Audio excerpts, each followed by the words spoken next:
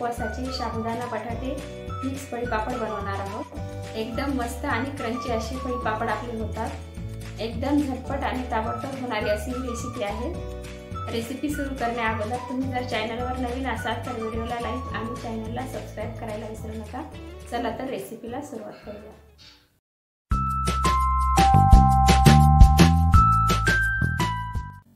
या ठिकाणी मी 4 वाट्या साबुदाणा भिजत घातला होता। सकाळी 5 वाजता साबुदाणा भिजत घातल्यामुळे मी तुम्हाला शूटिंग मध्ये दाखवू शकले नाही साबुदाणा। तर तुम्ही 4 वाटी साबुदाणा 4 ते 5 तास भिजत घालायचा आहे।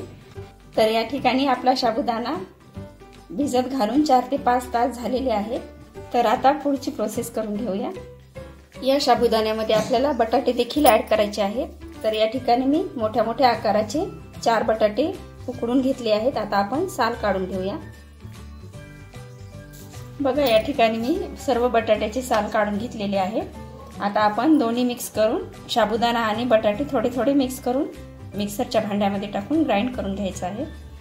आपल्याला मिक्सरच्या भांड्यामध्ये थोडासा साबुदाणा आणि थोडेसे बटाटे टाकू थोडंसं पाणी टाकून यामध्ये बारीकसर पेस्ट काढून घ्यायची आहे।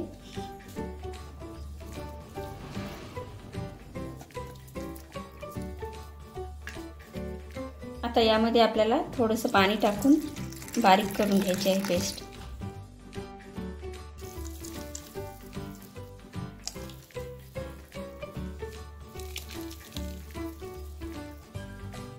बघा अशा प्रकारे मी पेस्ट ग्राइंड करून घेतलेली आहे। यामध्ये आता हिरव्या मिरचीची पेस्ट 1 चमचा आणि चवीनुसार मीठ टाकून घ्यायचं आहे। तुम्हाला जर हिरवी मिरची टाकायची नसेल तर लाल तिखट टाकलं तरी चालेल किंवा मग नाही टाकलं तरी काही हरकत नाही। आता आपण हे सर्व मिक्स करून घेऊया। आता हे सर्व सारण आपल्याला शिजवून घ्यायचं नाही, असंच आपल्याला कापडावरती पळी पापड टाकून घ्यायचे आहे आणि पूर्ण 1 ते 2 दिवस कडकडीत उन्हामध्ये वाळू द्यायचे आहे। बॅटर थोडंसं घट्ट वाटत आहे तर त्यासाठी मी यामध्ये थोडंसं गरम पाणी टाकून घेणार आहे। तुम्ही तुमच्या अंदाजानुसार कन्सिस्टन्सी ठेवू शकता। यामध्ये थोडंसं गरम पाणी ऍड करून घेऊया।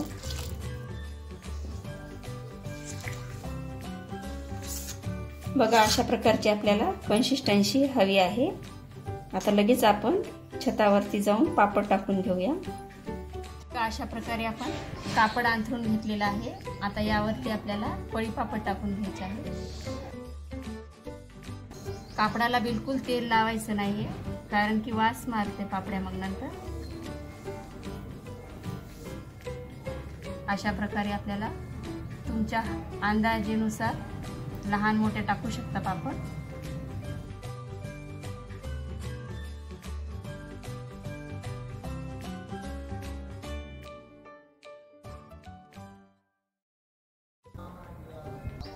बघा अशा प्रकारे आपल्या सर्व पळी पापड टाकून झालेले आहे। आता आपण कडकडीत 2 दिवसासाठी वाळून घेणार आहोत।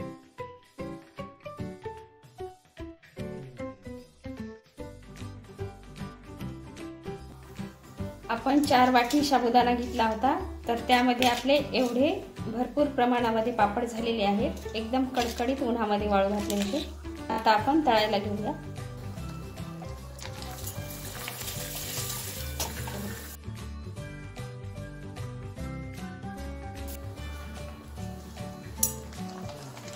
बघू शकता आपल्या पापड मस्त फुलत आहेत।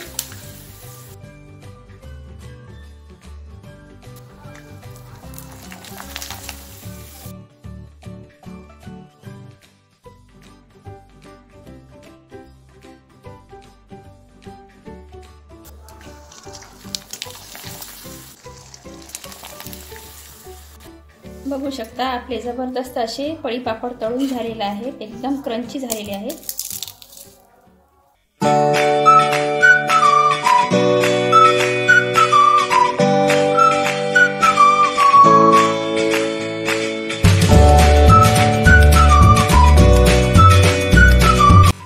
उपवासाचे पळी पापड तयार झालेले आहेत। व्हिडिओ आवडला असेल तर व्हिडिओला लाईक आणि चॅनलला सबस्क्राइब करायला विसरू नका। धन्यवाद।